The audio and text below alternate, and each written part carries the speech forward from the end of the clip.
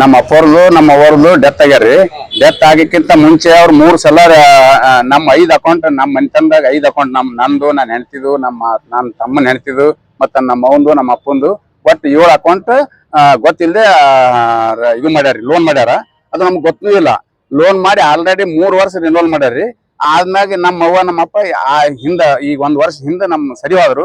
ಅವು ಆದ್ರೂ ಮತ್ತೆ ರಿನೋಲ್ ಮಾಡ್ಯಾರ ಅವ್ರು. ಅವ್ ಸರಿ ಹೋದ್ಮೇಲೆ ಡೆತ್ ಸರ್ಟಿಫಿಕೇಟ್ ಹೋಯ್ದು ನಾವು ಲೋನ್ ಅದ ಅಂತ ಹೇಳಿ DCC ಬ್ಯಾಂಕ್ಲಿಂದ ನಾವು ಸೊಸೈಟಿಗೆ ಸುಸೈಡ್ ಆಗಿದೆ ಕೇಸ್ ಇತ್ತು. ಅವರಿಗೆ ನೋಡಿವ್ ತರ್ಲಕ್ ಹೋದಾಗ ನೋಡಿವ್ನು ಕೊಟ್ಬಿಟ್ರು ಅವ್ರು ನಮ್ಗೆ. ಇದು ನಮಗ್ ಇಲೆಕ್ಷನ್ದಾಗ ಇಲೆಕ್ಷನ್ ಬತ್ರಿ. ಇಲೆಕ್ಷನ್ ಬಂದಾಗ ನಮ್ಗ ಬಾಕಿ ಲಿಸ್ಟ್ ನ ಬಂದಾಗ ನಮ್ಗೆ ಹಿಂಗಾಗ್ಯದ ಅಂತ ಹೇಳಿ ಅಧ್ಯಕ್ಷರ ಬಳಿ ಬಂದೇವ್ ನಾವು. ಅವ್ರ ಏನು ಯಾರು ಇವತ್ತಿನ ದಿನ ಅಲ್ಲಿ ಹೆಂಗಾರ ಅಂದ್ರಿ, ಯಾರು ಇವತ್ತು ಜಿಲ್ಲಾನೇ ಅವ್ರ ಕೈಯಾಗದ, ಪೂರಾ ಸೊಸೈಟಿನೇ ಅವ್ರ ಕೈಯಾಗದ ಅನ್ನಂಗ್ ಹರ ಅವ್ರು. ನಾವ್ ಸಲ ಒಂದ್ 20 ಸಲ ಅವ್ರ ಬಲ್ಲಿ ಬಂದ್ ಕೇಳಿದ್ರೆ ಆಯ್ತ್ರಿ ಅಂತ ಹೇಳ್ತಾರ, ಹೋಗ್ತಾರ. ಆಯ್ತ್ರಿ ಅಂತ ಹೇಳ್ತಾರೆ. ಏನಾರ ನಾವ್ 50,000 ರೂಪಾಯಿ ಬಸ್ ಚಾರ್ಜ್ ಹಾಕಿದೇವ್ ನಾವ್ ಇಲ್ಲಿಗೆ ಬಂದು. ಅದಕ್ಕೆ ಅವ್ರು ಯಾರನ್ನು ರೆಸ್ಪಾನ್ಸಿಬಲ್ ಇಲ್ಲ. ಅವಾಗ ನಾವು ಅಧ್ಯಕ್ಷರ ಬಳಿ ಬಂದು ಹಿಂಗ್ ಹೇಳಿದಾಗ ಅವ್ರ ಅಧ್ಯಕ್ಷರು ಅದಕ್ಕೆ ನಾವು ಕೇಳಂಬರಿ ಅಂತ ಹೇಳಿ ಬಂದಾರ್ರಿ ಅವ್ರು. ನಮ್ದೇನ್ರಿ ಅವ್ರ ಅಲ್ಲಿ ಹೋದ್ರ ನಾವ್ ಬ್ಯಾಂಕಿಗೆ ಹೋದೇವಂದ್ರೆ ಏನ್ ಹೇಳ್ತಾರಲ್ಲಿ, ಅಲ್ಲಿ ಸೊಸೈಟಿ ಬ್ರಾಂಚ್ ನಾಗ ನಾವ್ ಹೋಗಿ ಕೇಳಿದಾಗ ಒಬ್ರು ಲೇಡೀಸ್ ಅವ್ರಿ ಆ ಬ್ಯಾಂಕ್ನಾಗ, ನೀ ಎದಕ್ ಬಂದಿ ಅಟ್ ಕೆಲಸ ಮಾಡ್ಕೋ, ಇಲ್ಲ ಅಂದ್ರೆ ಏನ್ ಮಾಡ್ತಿ, ನೀ ಏನ್ ಮಾಡಾಕ್ಲೆ ನಾ MD ಅವ್ರ ಬಳಿ MD ನೀ ಎಲ್ಲಾ ಕಲ್ತ್ ಕಿತ್ಕೋ ಅಂತ ಹೇಳ್ತಾರ್ರಿ. ನಾವ್ 3% ಆಲ್ರೆಡಿ MD ಕೊಡ್ಲಿಕತ್ತಿದೇವ್, ನೀ ಯಾವ ಲೆಕ್ಕ ಅಂತ ಹೇಳ್ತಾರ. ನಮಗ್ ದಾಖಲೆ ಒಂದ್ ರಿಕಾರ್ಡಿಂಗ್ ಅವರೇ ಮಾಡ್ಕೊಂಡಾರಿ ನಮ್ದು. ನಾ ಪೊಲೀಸ್ ಸ್ಟೇಷನ್ ಹೋಗಿ ನಿನ್ ಮ್ಯಾಗ ಕಂಪ್ಲೇಂಟ್ ಕೊಡ್ತೀನಿ, ನನ್ ಮ್ಯಾಗ ಹರಾಸ್ಮೆಂಟ್ ಮಾಡಿದೆ ಅಂತ ಹೇಳಿ. ನಡಿಯವ ನಾನು ನಿನ್ ಮ್ಯಾಗ ಕಂಪ್ಲೇಂಟ್ ಕೊಡ್ತೀನಿ, ನಂದು ಸ್ವಂತ ರೈತನ ನಾ ಕೇಳಕ್ ಬಂದ್ರೆ ನನ್ ಮ್ಯಾಗ ಹರಾಸ್ಮೆಂಟ್ ಮಾಡ್ತೀನಿ, ನಾನು ಕಂಪ್ಲೇಂಟ್ ಕೊಡ್ತೀನಿ ನಡಿಯವತ್ತೆ. ಎಲ್ಲರೂ ಅವ್ರ ಸ್ಟಾಫ್ನವ್ರೆ ಬೈದ್ರು ಅವ್ರಿಗೆ. ಬೈದ್ಮ್ಯಾಗ ಮತ್ತೆ ಯಥಾರ್ಥ ಪ್ರಕಾರ ಬಂದ್ರು ಅವ್ರು, ಬಿಟ್ರು ಅವ್ರು. ಯಶವಂತರಾವ್ ಪರಮೇಶ್ವರ್ ಪಾಟೀಲ್ ರೀ.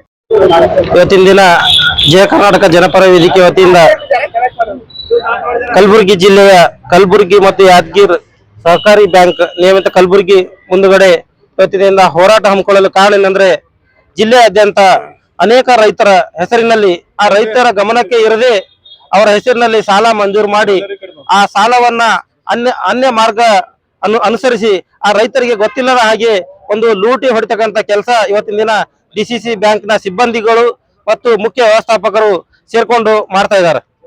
ಅನೇಕ ಬಾರಿ ಇದರ ಬಗ್ಗೆ ಧ್ವನಿ ಎತ್ತಿದರು ಮತ್ತು ಸಾಕ್ಷಿ ಸಮೇತ ಅವರಿಗೆ ದೂರು ಕೊಟ್ಟರು. ಕೇವಲ ಒಂದು ತೋರಿಕೆಗೆ ಅಷ್ಟೇ ಒಂದು ವಿಚಾರಣೆ ಮಾಡುವ ಹಾಗೆ ನಾಟಕ ಮಾಡ್ತಾ ಕಾಲಹರಣ ಮಾಡ್ತಾ ಬರ್ತಾ ಇದ್ದಾರೆ.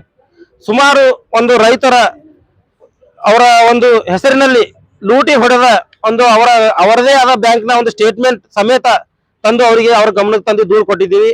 ಮತ್ತು ಮರಣ ಹೊಂದಿದ ರೈತರ ಹೆಸರಿನಲ್ಲಿ ಕೂಡ ಇವತ್ತಿನ ದಿನ ದಿನಾಲು ಅವರ ಹೆಸರಿನಲ್ಲಿ ಬ್ಯಾಂಕ್ ನಲ್ಲಿ ಟ್ರಾನ್ಸಾಕ್ಷನ್ ಮಾಡ್ತಾ ಇವರು ದುಡ್ಡು ಲೂಟಿ ಹೊಡ್ತಕ್ಕಂಥ ಕೆಲಸ ಮಾಡ್ತಾ ಇದ್ದಾರೆ.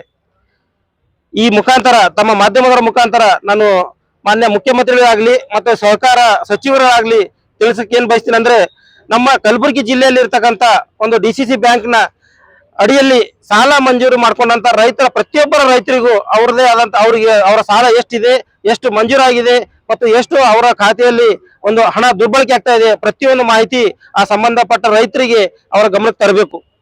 ಅದಕ್ಕಿಂತ ಮುಖ್ಯವಾಗಿ ಪ್ರತಿಯೊಂದು ಸಾಲಗಾರ ರೈತರಿಗೆ ಈ ಬ್ಯಾಂಕ್ ನ ಒಂದು ಪಾಸ್ಬುಕ್ ಕೊಡಬೇಕು. ಯಾಕಂದ್ರೆ ಇವ್ರ ಮೂಲ ಉದ್ದೇಶ ಪಾಸ್ಬುಕ್ ಕೊಟ್ರೆ ಅದರಲ್ಲಿ ಹಣ ಏನಾಗಿದೆ ಎಂಬುದು ಅವ್ರಿಗೆ ರೈತರಿಗೆ ಗೊತ್ತಾಗ್ತಾ ಇದೆ. ಇವ್ರು ಲೂಟಿ ಹೊಡ್ತಕ್ಕಂಥ ಕೆಲಸ ಆಗಲ್ಲ ಅಂತ ಹೇಳಿ ಗೊತ್ತಿದ್ದು ಯಾವುದೇ ಒಬ್ಬ ರೈತರಿಗೂ ಇಲ್ಲಿವರೆಗೂ ಪಾಸ್ಬುಕ್ ಕೊಟ್ಟಿಲ್ಲ. ಮತ್ತು ಒಂದು RBI ಒಂದು ಕಾಯ್ದೆ ಪ್ರಕಾರ ಪ್ರತಿಯೊಂದು ಇವರ ಒಂದು ಬ್ಯಾಂಕ್ ನ ಟ್ರಾನ್ಸಾಕ್ಷನ್ ಅವರು ಆ ಪ್ರತಿಯೊಂದು ಖಾತೆದಾರರಿಗೆ ಗಮನದಲ್ಲಿ ಇರಬೇಕು ಮತ್ತು ಅವರಿಗೆ ಮೆಸೇಜ್ ಹೋಗ್ಬೇಕು. ಇಲ್ಲಿ ಯಾವುದೇ ರೀತಿ ಒಂದು ಸಂದೇಶ ಆ ರೈತರಿಗೆ ಸಂದೇಶ ಹೋಗ್ತಾ ಅಂತ ವ್ಯವಸ್ಥೆ ಕೂಡ ಇಲ್ಲ. ಅವರ ಖಾತೆಯಲ್ಲಿ ಏನ್ ಆಗ್ತಾ ಇದೆ ಅನ್ನೋದೇ ಆ ರೈತರಿಗೆ ಗೊತ್ತಿಲ್ಲ. ಹಲವಾರು ರೈತರಿಗೆ ಅವರ ಖಾತೆ ಇದೆ, ಅವರ ಖಾತೆ ಸಾಲ ತಗೊಂಡಿದ್ದಾರೆ ಅನ್ನೋದು ಕೂಡ ಅವ್ರ ಗಮನಕ್ಕಿಲ್ಲ.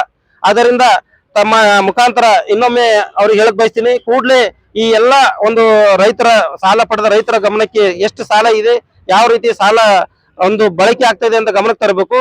ಮುಖ್ಯವಾಗಿ ಒಂದು ಅಫಜಲ್ಪುರ ತಾಲೂಕಿನಲ್ಲಿ ಒಂದು ಗೌರ್ಬಿ ಅನ್ನೋ ಸೊಸೈಟಿಯಲ್ಲಿ ಅನೇಕ ರೈತರ ಹೆಸರಿನಲ್ಲಿ ಸುಮಾರು 3 ರಿಂದ 4 ವರ್ಷದವರೆಗೆ ಪ್ರತಿ ವರ್ಷ ಸಾಲ ತೆಗೆದುಕೊಂಡು ಆ ಹಣವನ್ನ ಈ ಸಂಬಂಧಪಟ್ಟ ಅಧಿಕಾರಿಗಳು ಕಾರ್ಯದರ್ಶಿಗಳಾಗ್ಲಿ ಅಫಜಲ್ಪುರ ಶಾಖೆಯ ನಗದು ಗುಮಾಸ್ತರು ಮತ್ತು ಮ್ಯಾನೇಜರ್ ಕೂಡ್ಕೊಂಡು ಮತ್ತು ಮುಖ್ಯವಾಗಿ ಅವರು ರಾಜಾರೋಷವಾಗಿ ಹೇಳ್ತಾರೆ, ನಾನು ಕಲಬುರಗಿ ಬ್ಯಾಂಕ್ ನ MD ಅವರಿಗೆ 3% ಕೊಡ್ತೀವಿ ಅಂತ ಹೇಳಿ. ಇಷ್ಟೆಲ್ಲ ರಾಜಾರೋಷವಾಗಿ ಹೇಳ್ಬೇಕಾದ್ರೆ ಇದೊಂದು ವ್ಯವಸ್ಥಿತವಾಗಿ ಲೂಟಿ ಹೊಡ್ತಕ್ಕಂಥ ಕೆಲಸ ಮಾಡ್ತಾ ಇದ್ದಾರೆ.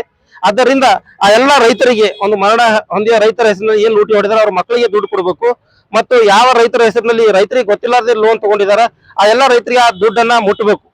ಆ ವ್ಯವಸ್ಥೆ ಸದ್ಯ ಇಲ್ಲಿ ಮಾಡಬೇಕು ಮತ್ತು ಕೂಡಲೇ ಸಂಬಂಧಪಟ್ಟ ಭ್ರಷ್ಟ ಅಧಿಕಾರಿಗಳನ್ನ ಅಮಾನತುಗೊಳಿಸಿ ಅವ್ರೇನು ದುಡ್ಡು ಲೂಟಿ ಹೊಡೆದಿದಾರ ಆ ದುಡ್ಡು ಮರು ವಸೂಲಿ ಮಾಡಿ ಒಂದು ಈ ಬೊಕ್ಕಸಕ್ಕೆ ಜಮಾ ಮಾಡಿ ಅವ್ರ ವಿರುದ್ಧ ಕಾನೂನಿನ ಸೂಕ್ತವಾದ ಕ್ರಮ ಕೈಗೊಳ್ಬೇಕಂತ ಹೇಳಿ ಇವತ್ತಿನ ದಿನ ತಮ್ಮ ಮೂಲಕ ಒಂದು ಹೇಳಕ್ ನಮ್ಮ ಗಮನಕ್ಕಿರೋದ ಒಂದು 10 ರಿಂದ 12 ರೈತರ ಹೆಸರು ಇದೆ ಸರ್. ಅದರ ಇನ್ನ ಸುಮಾರು ಸರ್ ಅವರು ಪ್ರಾರಂಭದಲ್ಲಿ ಒಂದು 25,000 ತಗೋತಾರೆ ಸರ್, ಮುಂದೆ 30-40 ಪ್ರತಿ ವರ್ಷ 10% ಹೆಚ್ಚಿಗೆ ಮಾಡ್ಕೊತ ಬರ್ತಾರೆ. ಮತ್ತ ಈ ನಡುವೆ ಏನ್ ಸಾಲ ಮನ್ನಾ ಆಗಿದೆಲ್ಲ ಆ ಸಾಲ ಮನ್ನಾ ಆದ್ರೆ ಮತ್ ಮರು ಸಾಲ ಮಾಡ್ಕೊಂಡು ಮತ್ತೆ ಲೂಟಿ ಹೊಡಿತಾರೆ ಸರ್. ಸುಮಾರು 6 ತಿಂಗಳಿಂದ ಇವರಿಗೆ ಮೆಮೊರಾಂಡಮ್ ಕೊಟ್ಟಿವಿ ಸರ್. ಇವ್ರಿಗೆ ಕೊಟ್ಟಿವಿ, ಒಂದು ಉಪ ನಿಬಂಧಕರಿಗೆ ಕೊಟ್ಟಿವಿ, ಸಹಾಯಕ ನಿಬಂಧಕರಿಗೆ ಕೊಟ್ಟಿವಿ, ಜಂಟಿ ನಿಬಂಧಕರಿಗೆ ಕೊಟ್ಟಿವಿ. ಜಂಟಿ ನಿಬಂಧಕರು ಈಗಾಗಲೇ ಇವ್ರಿಗೆ ಆದೇಶ ಮಾಡಿದ್ದಾರೆ. ಆಸ್ ಪರ್ RBI ರೂಲ್ ಪ್ರಕಾರ ಈ ರೀತಿ ಆ ಗ್ರಾಹಕರಿಗೆ ಗೊತ್ತಿರಲಾರದೆ ಯಾವುದೇ ಹಣವನ್ನ ಅವರ ಖಾತೆಯಿಂದ ಬಳಕೆ ಮಾಡಬಾರದು ಅಂತೇಳಿ. ಇವ್ರು ರೈತರ ಮಗ ಅದಾರ್ರಿ, ಇವ್ರದ್ದು ಇಬ್ರು ಮಗ ಹೊಂದಿದರು. ಅವ್ರ ಇಬ್ರು ತಂದೆ ತಾಯಿ ಹೆಸರಿನಲ್ಲಿ ಆ ಖಾತೆ ಸಮೇತ ಖಾತೆ ಸಂಖ್ಯೆ ಹಾಕಿನಿ ಸರ್. ಅವ್ರು ಡೆತ್ ಸರ್ಟಿಫಿಕೇಟ್ ಕೂಡ ಹಚ್ಚಿ ಇವ್ರಿಗೆ ಕಂಪ್ಲೇಂಟ್ ಕೊಟ್ಟಿವಿ.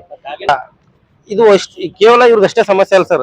ಇವ್ರಿಗೂ ಯಾವಾಗ ಗೊತ್ತಾಗ್ಯದಂದ್ರೆ ಆ ಗೌರ್ಬಿ ಸೊಸೈಟಿ ಎಲೆಕ್ಷನ್ ಬಂದಾಗ ಇವ್ರ ಸಾಲಗಾರರ ಪಟ್ಟಿಯಲ್ಲಿ ಇವ್ರ ಹೆಸರು ಬಂದಾಗ ಗೊತ್ತಾಗಿದೆ ಇವ್ರ ಹೆಸರಲ್ಲೇ ಸಾಲದ ಅಂತೇಳಿ.